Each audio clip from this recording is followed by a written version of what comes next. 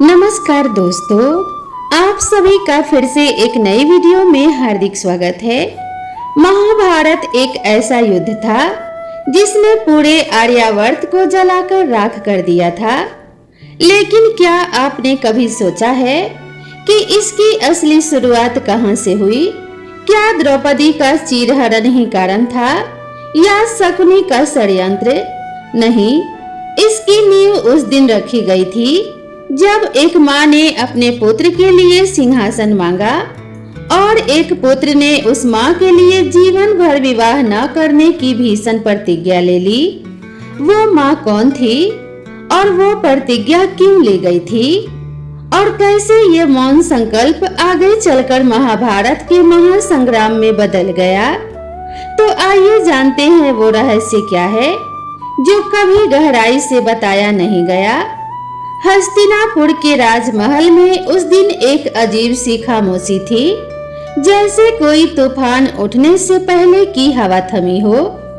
राजकुमार देवव्रत यानी गंगा पुत्र भीष्म उस खामोशी को बहुत पहले से महसूस कर चुके थे। उनके पिता महाराज शांतनु के मुख पर पिछले कुछ समय से एक गहरी उदासी छाई हुई थी, जो दिन प्रतिदिन और गंभीर होती जा रही थी। देवव्रत ने यह जानने का प्रयास किया, परंतु शांतनु मौन थे। फिर एक दिन जब शांतनु शिकार पर गंगा तट की ओर गए, तो उन्हें एक मधुर गंध ने आकृष्ट किया। यह सुगंध किसी पुष्प या वनों की नहीं, बल्कि एक नवयवना की देह से आ रही थी, जो नाव चला रही थी। वह थी मत्स्यगंधा मलाहों की मुखिया की पुत्री, जिसने नदी में जीवन बिताया था, परंतु उसकी वास्तविक पहचान बहुत कम लोग ही जानते थे। उसका नाम था सत्यवती और वह वही कन्या थी जिसे कभी महर्षि पराशर ने उसकी दिव्य सुगंध, सेवा और श्रद्धा से प्रसन्न होकर वरदान दिया था कि तेरी देह की मछली जैसी गंध सदा के लिए सुगंध में बदल जाएगी और तुझे एक तेजस्वी पुत्र की प्राप्ति होगी, जो कालांतर में वेदव्यास के नाम से प्रसिद्ध होगा। परंतु यह सब गोपनीय रहा, क्योंकि महर्षि पराशर के स्पर्श से सत्यवती गर्भवती हुई थी और नदी के तट पर ही उसने व्यास को जन्म दिया था, जो जन्म लेते समय ही बड़ा होकर तपस्या के लिए वन में चला गया। इस रहस्य को सत्यवती ने अपने मन की गहराइयों में छिपा कर रख दिया था और उसका सामान्य जीवन नाव चलाते बीतने लगा। लेकिन नियति ने उसे फिर से एक निर्णायक मोड़ पर लाकर खड़ा किया, जब राजा शांतनु ने उस पर मोहित होकर विवाह का प्रस्ताव रखा। सत्यवती के पिता ने कहा कि विवाह की शर्त यह है कि सत्यवती से उत्पन्न संतान ही हस्तिनापुर की राजगद्दी पर बैठेगी, न कि गंगा पुत्र देवव्रत। शांतनु यह सुनकर मर्माहत हो गए और दुख के सागर में डूब गए। देवव्रत ने पिता की वेदना समझी और जाकर स्वयं मां लाह से यह शर्त सुनी, और तभी उन्होंने अपनी भीषण प्रतिज्ञा ली कि वे कभी विवाह नहीं करेंगे और हस्तिनापुर के सिंहासन पर अपना कोई अधिकार नहीं जताएंगे, जिससे सत्यवती की संतान ही राजा बने। यह प्रतिज्ञा इतनी कठोर थी कि देवताओं तक ने उन्हें भीष्म नाम दे दिया। यह सब सुनकर शांतनु ने उन्हें वरदान दिया कि वे अपनी इच्छा से मृत्यु का वरण कर सकेंगे। इस प्रकार भीष्म ने जो त्याग किया, वह आगे चलकर महाभारत के मूल कारणों में बदल गया, क्योंकि इसी प्रतिज्ञा के कारण हस्तिनापुर का उत्तराधिकार संकट में पड़ा। चित्रांगद और विचित्रवीर्य जैसे दुर्बल और अल्पायु पुत्रों के निधन के बाद कोई योग्य उत्तराधिकारी नहीं बचा। तब सत्यवती को ही अपने पहले पुत्र व्यास को बुलाना पड़ा, जो अब एक महर्षि बन चुके थे, और उन्हीं से नियोग द्वारा 3 पुत्र उत्पन्न कराए गए, धृतराष्ट्र, पांडु और विदुर। लेकिन यहीं से वंश वृक्ष में विष बोया गया, क्योंकि ना तो धृतराष्ट्र नेत्रों से देख सकते थे, न पांडु संतति प्राप्त करने योग्य थे और न विदुर को क्षत्रिय मान्यता मिली।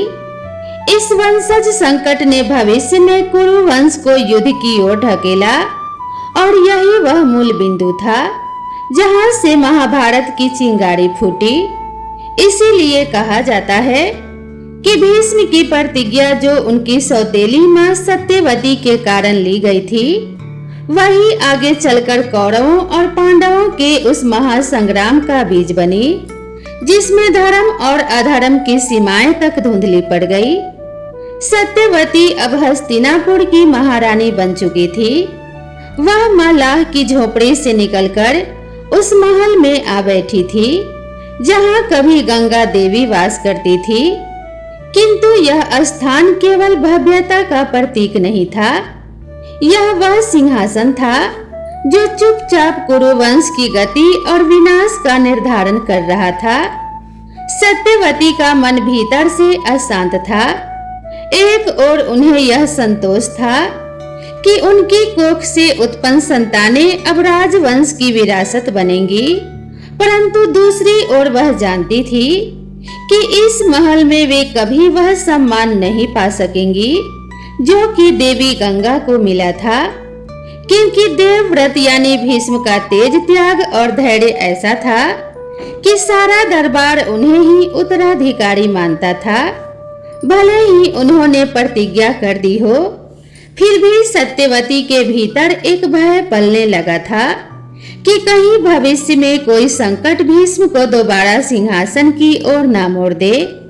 इसीलिए उन्होंने अपने पुत्रों चित्रांगद और विचित्रवीर्य को अत्यंत संरक्षण में पाला। चित्रांगद बलवान थे, परंतु युद्ध में जल्द ही मारे गए, और जब छोटा पुत्र विचित्रवीर्य गद्दी पर बैठा तो सत्यवती ने उसका विवाह काशी की राजकुमारियों अंबा, अंबिका और अंबालिका से कराने का निश्चय किया। किंतु समस्या यह थी कि काशी के राजा ने अपनी कन्याओं का स्वयंवर रखा था, जहां हस्तिनापुर को आमंत्रित नहीं किया गया था।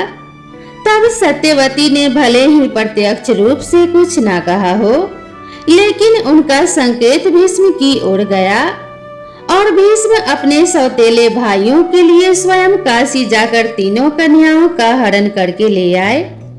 इस घटना ने अंबा के जीवन को तहस नहस कर दिया, क्योंकि वह पहले से ही साल्वराज से प्रेम करती थी।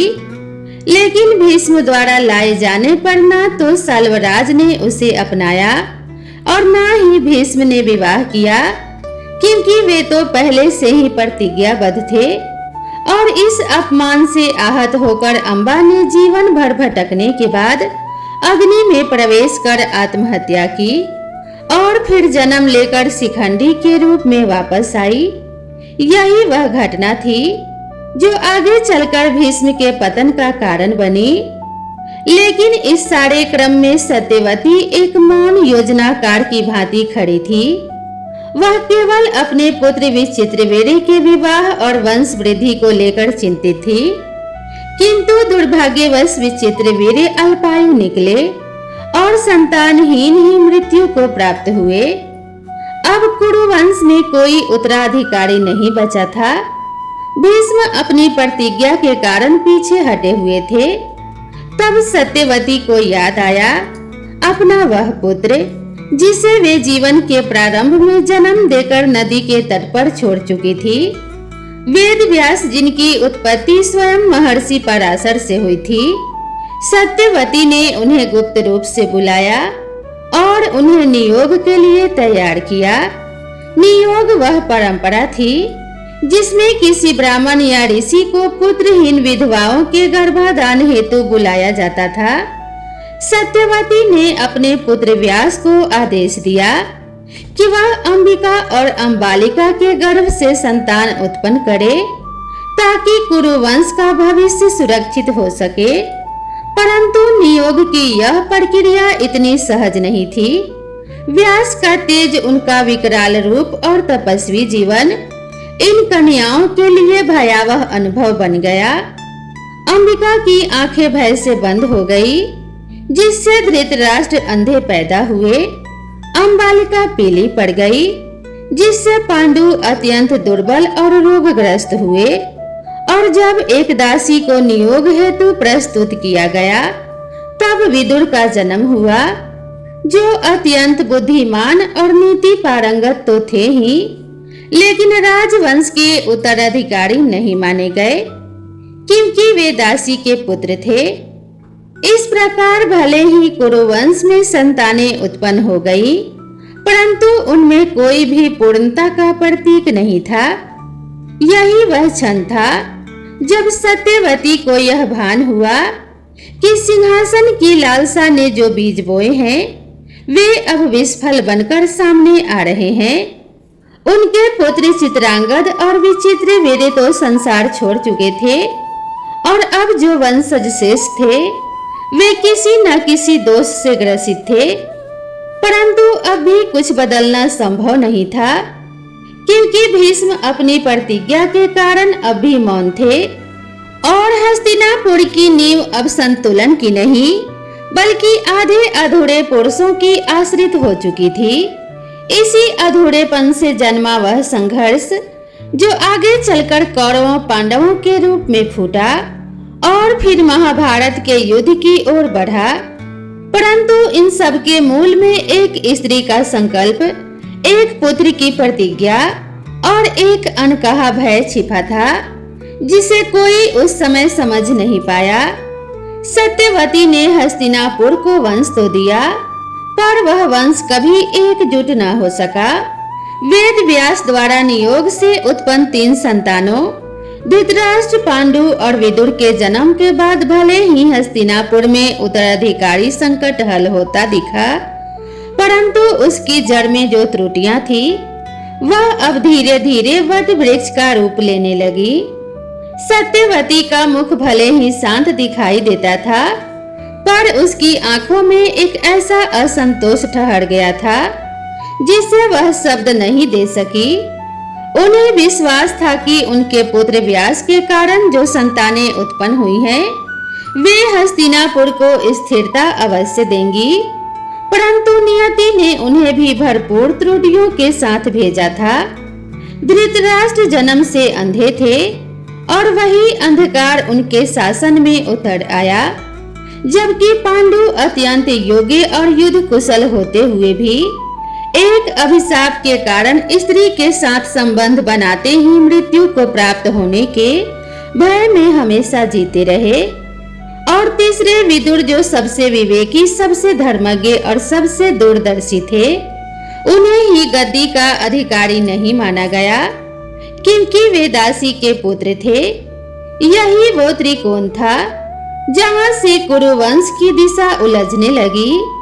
अब हस्तिनापुर का उत्तराधिकारी बना धृतराष्ट्र, परंतु उसकी अंधता ने उसे सदा अपने आत्मिक शून्य से संचालित किया, और यही शून्यता धीरे धीरे पुत्र मोह का आकार लेने लगी।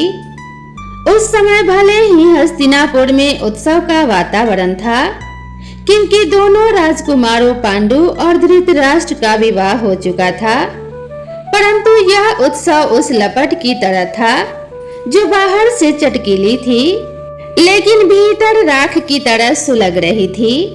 पांडु ने कुंती और माद्री से विवाह किया, जबकि धृतराष्ट्र ने गांधारी से, और यहीं से भविष्य की सबसे जटिल स्त्री गांधारी की भूमिका शुरू होती है, जिसने पति के अंधत्व को अपना तप बना लिया और स्वयं अपनी आंखों पर पट्टी बांध ली, मानो भविष्य को देखने से पहले ही मुंह मोड़ लिया हो। वही सत्यवती अब वृद्ध हो चली थी। वह धीरे धीरे यह समझ रही थी कि भले ही उन्होंने अपने वंश को सिंहासन तक पहुंचाया हो, पर वह शांति नहीं आई जो वे अपने अंतिम वर्षों में चाहती थी। व्यास उनके पास आते और कहते, माँ, जो संतुलन आपने सत्ता में लाया, वो अब केवल एक दिखावा है। कुरुवंश अब मोह, क्रोध और अंधकार की ओर बढ़ रहा है।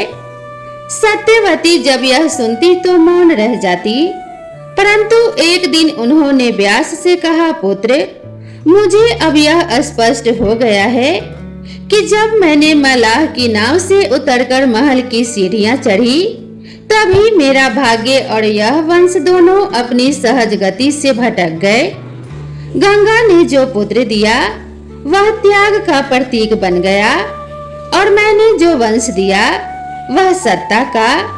फिर उन्होंने कहा, मैं अब गंगा के पास जाना चाहती हूँ, उसके मौन जल में अपना शेष जीवन विसर्जित करना चाहती हूँ, क्योंकि यहाँ अब जो घटेगा वह केवल महाभारत की भूमिका होगी।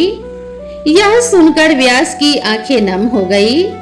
उन्होंने अपनी माता को प्रणाम किया और सत्यवती अंततः वन की ओर निकल गई, जहाँ कुछ समय बाद उन्होंने अपना शरीर त्याग दिया। परंतु पीछे जो छूट गया था वह संकल्प जिसने गंगा को महल से बाहर किया, और वह वंश जिसमें भले ही उत्तराधिकारी मिल गए थे, लेकिन हर उत्तराधिकारी अपने भीतर कोई ना कोई अधूरापन लिए हुए था। पांडु को ऋषि किंदम द्वारा दिया गया वह श्राप जिसने उसे संतान उत्पत्ति से वंचित कर दिया, और धृतराष्ट्र का वह जन्मांध स्वभाव जिसने उसे जीवन भर अपने पुत्रों से परे कुछ दिखने नहीं दिया। इन्हीं अधूरे पुरुषों की पीड़ा, गंधारी की आंखों पर बंधी पट्टी, कुंती के रहस्यमयी वरदान और पांडवों की विचित्र उत्पत्ति से मिलकर एक ऐसी कथा बनने लगी थी जो कि इतिहास नहीं बल्कि नियति की सबसे गहरी भूल थी, और वहीं से उस युद्ध की नींव रखी गई जिसे कोई रोक ना सका, और जिसकी शुरुआत भले ही कौरवों और पांडवों से होती दिखती हो, परंतु उसका बीज गंगा की चुप्पी और सत्यवती की सत्ता की आकांक्षा में ही बोया गया था। हस्तिनापुर का आकाश इन दिनों शांत था, परंतु वह शांति वैसी थी जैसे कोई नदी ऊपर से शांत दिखाई दे, पर भीतर उसकी धाराएं तेजी से बह रही हो। धृतराष्ट्र और गंधारी के जीवन में नया मोड़ तब आया जब गंधारी को यह ज्ञात हुआ कि वह 100 पुत्रों की मां बनने जा रही है। यह कोई साधारण वरदान नहीं था, वरन एक ऐसी भविष्यवाणी थी जिसे सुनकर दरबार में उत्सव तो मना, लेकिन ईश्वर तक मुस्कुराए, क्योंकि 100 पुत्रों का जन्म कोई भाग्य नहीं था, वह तो एक संकेत था कि यह वंश अब तर्क नीति और धर्म नहीं, भील बल और अंधत्व से चलेगा। परंतु नियति के नियम सरल नहीं होते। गंधारी का गर्भ 2 वर्ष तक यथावत बना रहा, ना कोई शिशु ना कोई स्पंदन। फिर जब उसे ज्ञात हुआ कि कुंती ने पांडु के अभिशप्त जीवन के बावजूद सूर्य के वरदान से एक दिव्य पुत्र युधिष्ठिर को जन्म दिया है, तो गंधारी के भीतर ईर्ष्या की ज्वाला भड़क उठी। उसी क्षण उसने अपने गर्भ को बलपूर्वक गिरा दिया, जिससे एक मांसपिंड निकला, जिसे वेद व्यास के निर्देश पर 100 भागों में बांटकर कलशों में रखा गया, जहां से क्रमशः 100 कौरवों पुत्रों का जन्म हुआ। उनमें सबसे पहले जन्मा दुर्योधन, जिसके जन्म के साथ ही सारे ब्राह्मणों ने अशुभ संकेत देखे, गधे रेंकने लगे, आकाश लाल हो उठा और नगर में कुत्ते रोने लगे।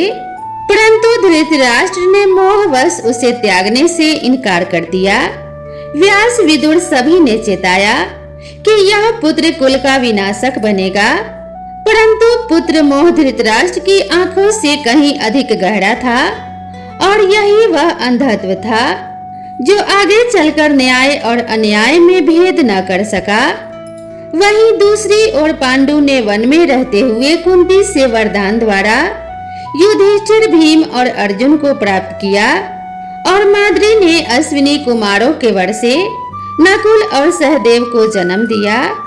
इस प्रकार 5 पांडव शारीरिक, नैतिक और आध्यात्मिक दृष्टि से अत्यंत शक्तिशाली थे, किंतु उनका जन्म वनवास की छाया में हुआ, राजमहल की गोद नहीं मिली।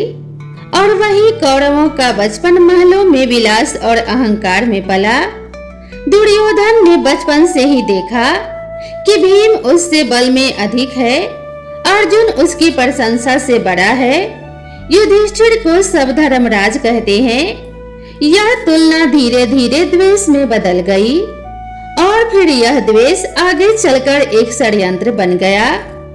गांधारी यह देख रही थी कि उसके पुत्रों के भीतर बढ़ता द्वेष केवल प्रतिस्पर्धा नहीं बल्कि एक बीमारी बन रहा है, परंतु वह अपने अंधे पति के निर्णयों के सामने चुप थी और धृतराष्ट्र जो स्वयं जीवन से वंचित रहा था, अब अपने पुत्रों की हर दुर्बुद्धि को समर्थन दे रहा था।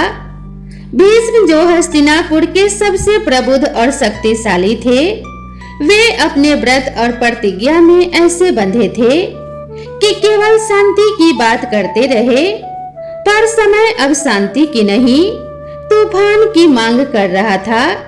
गुरु द्रोण जो अपने ही अपमान का बदला राजा द्रुपद से लेने के लिए कौरवों और पांडवों को शस्त्र विद्या सिखा रहे थे, उन्होंने अर्जुन में वह तेज देखा जो भविष्य का चक्रवर्ती बन सकता था।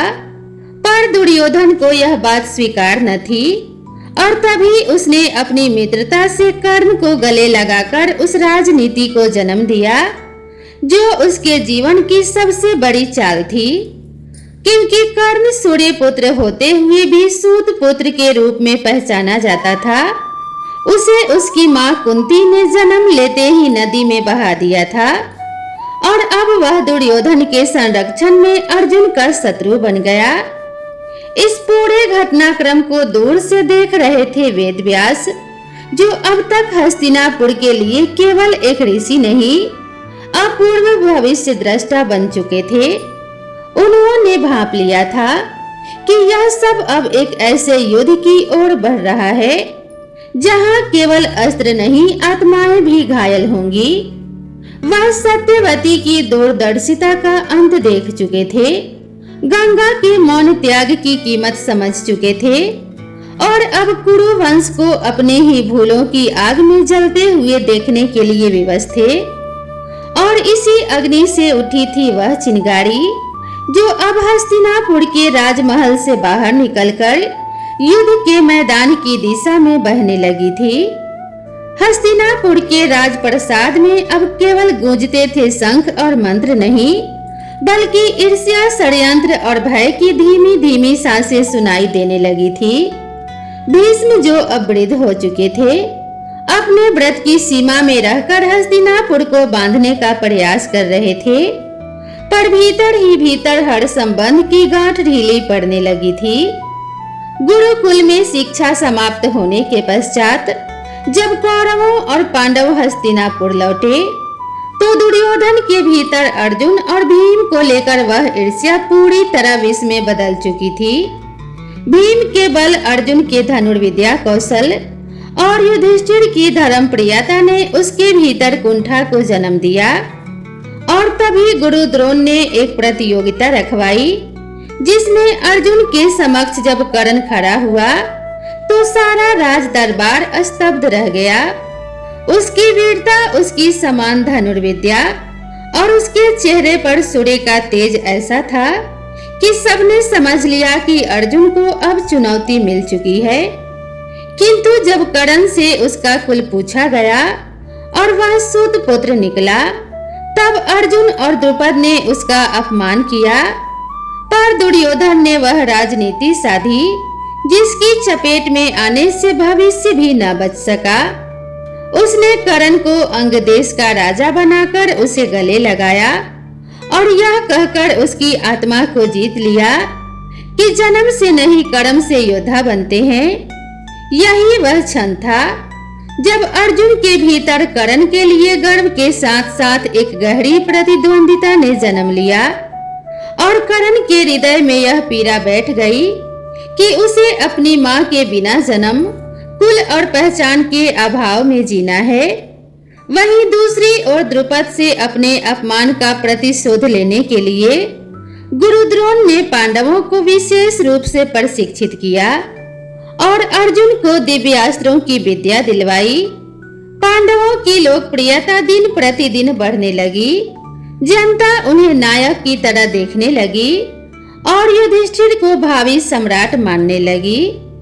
यही देख दुर्योधन और शकुनी ने वह षड्यंत्र रचा जिसे लाक्षागृह कहते हैं।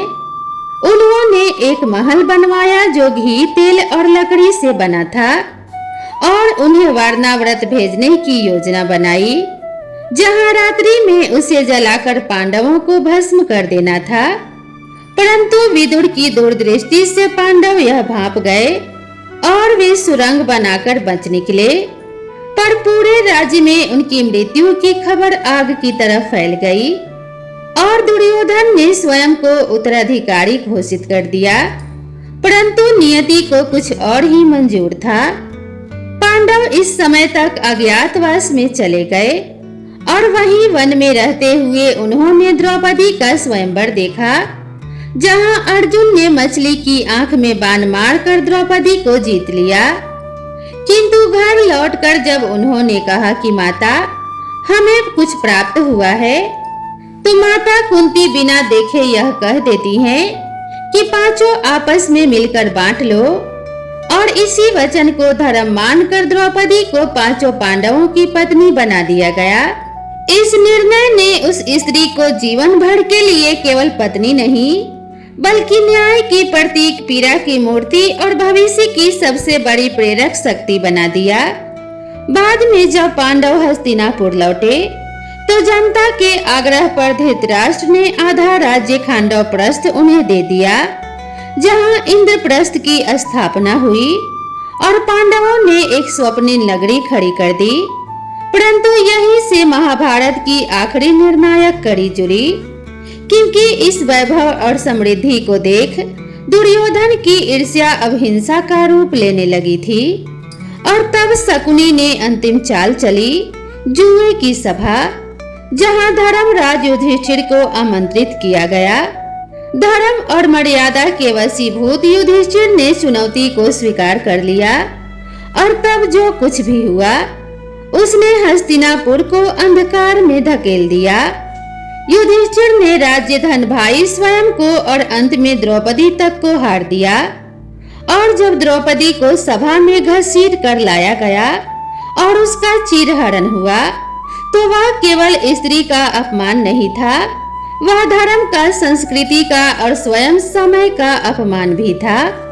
और उसी सभा में जब द्रौपदी ने शपथ ली कि जब तक वह अपने केस खुले रखेगी तब तक शांति नहीं होगी, और जब भीष्म, विदुर, धृतराष्ट्र, गुरु, द्रोण सभी मौन बैठे रहे, तब वह मौन ही युद्ध का शंखनाद बन गया। और वहीं से तय हो गया कि अब यह युद्ध केवल सिंहासन के लिए नहीं, स्त्री के अपमान, धर्म के पतन और न्याय के लिए लड़ा जाएगा। और यह सब वहां से शुरू हुआ जहां गंगा चुप थी और सत्यवती ने सत्ता की इच्छा को चुपचाप बढ़ावा दिया था। द्रौपदी के चीरहरण के बाद हस्तिनापुर केवल एक राजमहल नहीं रहा, वह एक अपराध स्थल बन चुका था, जहां न्याय को मौन ने अपमानित किया था और धर्म को व्यवस्था ने बांध लिया था। उस सभा की प्रतिध्वनि अब पूरे आर्यावर्त में गूंज रही थी और उसके भीतर जो अपमान का ज्वालामुखी था वह धीरे धीरे फूटने के लिए तैयार हो रहा था। पांडव 12 वर्षों के वनवास और 1 वर्ष के अज्ञातवास को स्वीकार कर हस्तिनापुर से निकल पड़े। परंतु वे केवल वन में विचरण नहीं कर रहे थे, वे प्रत्येक क्षण उस दिन की प्रतीक्षा कर रहे थे जब न्याय का पलड़ा फिर से सीधा होगा। इस बीच द्रौपदी ने अग्नि को साक्षी मानकर अपने अपमान का प्रतिशोध मांगा। भीम ने प्रतिज्ञा की कि दुर्योधन की जंघा तोड़कर उसके रक्त से अपने केश धोआएगा, और अर्जुन ने कर्ण को मारने का प्रण लिया। दूसरी ओर धृतराष्ट्र और गांधारी अब पुत्र मोह के ऐसे बंधन में जकड़ चुके थे कि उन्होंने अपराध को भी क्षमा की दृष्टि से देखना सीख लिया था।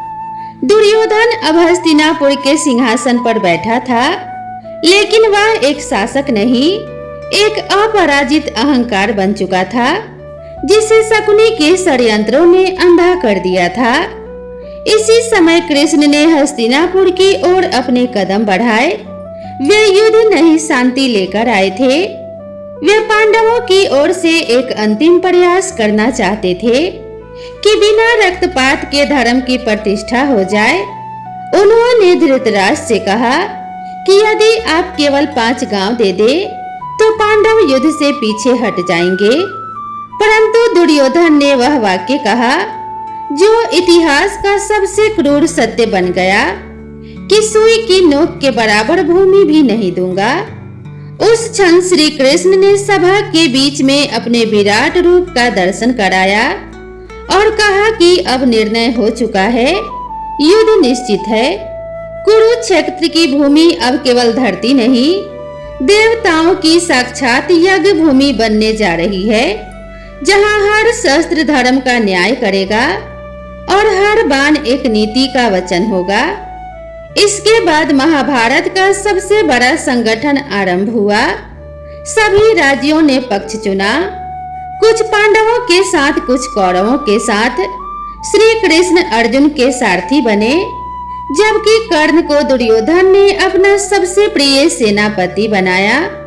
गुरु द्रोण, कृपाचार्य, अश्वत्थामा, शल्य और भीष्म जैसे योद्धा कौरवों के साथ थे, लेकिन युद्ध के पहले दिन से ही हस्तिनापुर की धरती कांप उठी।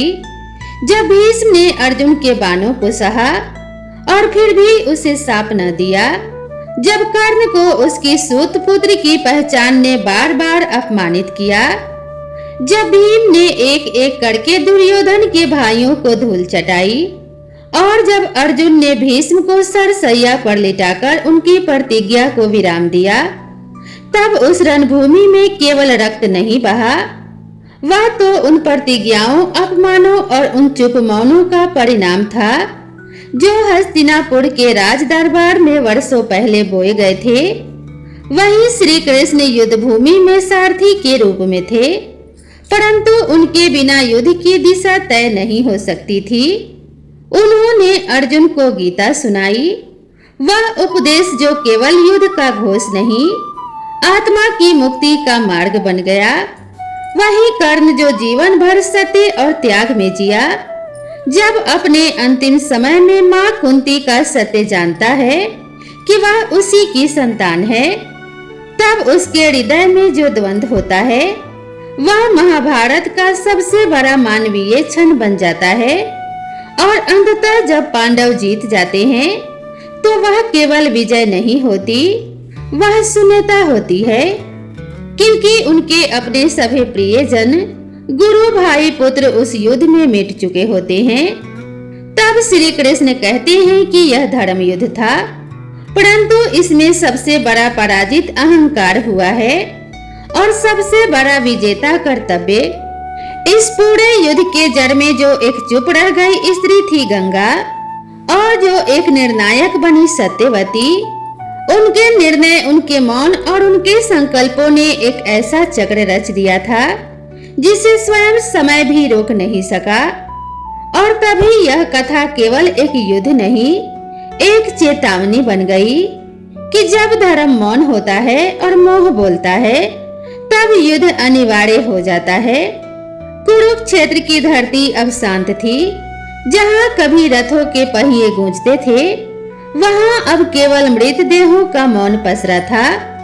अश्वत्थामा की अंतिम रात, कर्ण का छला गया धर्म, भीष्म की सरसैया और द्रौपदी के 5 पुत्रों की निशा में हत्या, यह सब युद्ध की कीमत थी, जिसे जीतना ही एकमात्र लक्ष्य था। परंतु जब युधिष्ठिर ने सिंहासन पर बैठते समय चारों ओर देखा तो उन्हें शून्य के सिवा कुछ दिखाई नहीं दिया। उन्होंने कहा कि इस राज सिंहासन पर बैठने से पूर्व यदि मैं जानता कि मेरे भाई, गुरुपुत्र और प्रियजन सब मुझसे छीन जाएंगे तो मैं कभी धर्म युद्ध नहीं करता। परंतु श्री कृष्ण ने मुस्कुराते हुए उत्तर दिया, धर्म का मूल्य सदा रक्त से ही चुकाया जाता है, वह कभी फूलों से नहीं लिखा जाता। इधर धृतराष्ट्र और गंधारी अब हस्तिनापुर में नहीं, शोक की अग्नि में जी रहे थे। अपने 100 पुत्रों की चिताओं को देखना किसी माता पिता के लिए उस अंधत्व से भी अधिक पीड़ादायक था जो धृतराष्ट्र को जन्म से मिला था। गंधारी ने अंतिम बार श्री कृष्ण को श्राप दिया कि जैसे मेरे वंश का अंत हुआ वैसे ही तुम्हारा यादव वंश भी स्वयं के भीतर से नष्ट होगा। और श्री कृष्ण ने उस श्राप को स्वीकार कर एक मुस्कान दी, क्योंकि वे जानते थे कि समय की गति को कोई रोक नहीं सकता। विदुर जो सदा धर्म की राह पर थे अब वन प्रस्थ लेकर चले गए और युधिष्ठिर जो सदा धर्मराज कहलाए उन्हें सबसे अधिक प्रायश्चित कर भार उठाना पड़ा। उन्होंने एक दिन घोषणा की कि वे हिमालय जाएंगे और मोक्ष प्राप्त करेंगे, क्योंकि हस्तिनापुर अब केवल एक गूंज बन चुकी थी जहां युद्ध की ध्वनि बार बार आत्मा में बजती थी। द्रौपदी जो इस समस्त युद्ध की धूड़ी बनी वह अब एक देवी बनकर इतिहास में स्थिर हो गई, परंतु वह स्थिरता दर्द से भरी थी। श्री कृष्ण जिन्होंने युद्ध के दौरान पांडवों को दिशा दी अब द्वारिका लौटे जहां उनके वंश ने उसी प्रकार विनाश को प्राप्त किया जैसा गंधारी ने कहा था। और एक दिन वे भी अकेले वन में बैठे जब एक व्याध ने उनके पैरों में तीर मारा और उसी क्षण श्रीहरि ने अपने अवतार को पूर्ण करके विष्णु लोक की ओर प्रस्थान किया। लेकिन जाते जाते उन्होंने अंतिम संदेश यही छोड़ा कि जब भी धर्म अधर्म से पराजित प्रतीत होता दिखाई देगा तो मैं आऊंगा। और तब इस कथा का अर्थ केवल महाभारत नहीं रहेगा, यह जीवन की व्याख्या बन जाएगा। और यही कारण है कि महाभारत केवल एक युद्ध नहीं एक ग्रंथ है जिसमें हर पात्र सत्य का कोई रूप है, हर क्षण चेतावनी है और हर संवाद उस जीवन की गहराई है जिसे हम प्रतिदिन जीते हैं। और इस पूरी कथा के मूल में जो छिपी रही वह थी 2 स्त्रियां, गंगा और सत्यवती। एक ने पुत्र दिया जिसने प्रतिज्ञा में जीवन होम कर दिया और दूसरी ने सत्ता के लिए पुत्र मांगा और अंततः समस्त वंश को युद्ध की ओर धकेल दिया। और यहीं से आरंभ होती है वह सबसे बड़ी सीख कि इतिहास के युद्ध तलवारों से नहीं संबंधों से आरंभ होते हैं। तो मित्रों, यह उस स्त्री की कहानी थी जो साधारण मलाह की बेटी थी, लेकिन उसके एक निर्णय ने इतिहास के सबसे भयंकर युद्ध की नींव रख दी। सत्यवती भले ही महाभारत के केंद्र में नहीं दिखती, लेकिन उसकी महत्वाकांक्षा, उसका मौन और उसका मातृत्व पूरे युद्ध के पीछे की सबसे बड़ी शक्ति बनकर उभरा। महाभारत केवल अर्जुन, कृष्ण, कर्ण या द्रौपदी की गाथा नहीं, यह उन स्त्रियों की भी कथा है जो निर्णय नहीं लेती लेकिन निर्णयों को जन्म देती हैं। मित्रों, अगर यह कहानी आपके दिल को छू गई हो, अगर यह वीडियो आपको पसंद आई हो तो वीडियो को एक लाइक जरूर करें और कमेंट बॉक्स में बताएं कि आपके मन में सत्यवती के लिए क्या भाव है। और ऐसी ही गहराई से जुड़ी पौराणिक कथाओं और कहानियों के लिए मेरे चैनल को सब्सक्राइब करें। तो दोस्तों, मिलते हैं इसी तरह की नई कहानी के साथ। तब तक के लिए नमस्कार।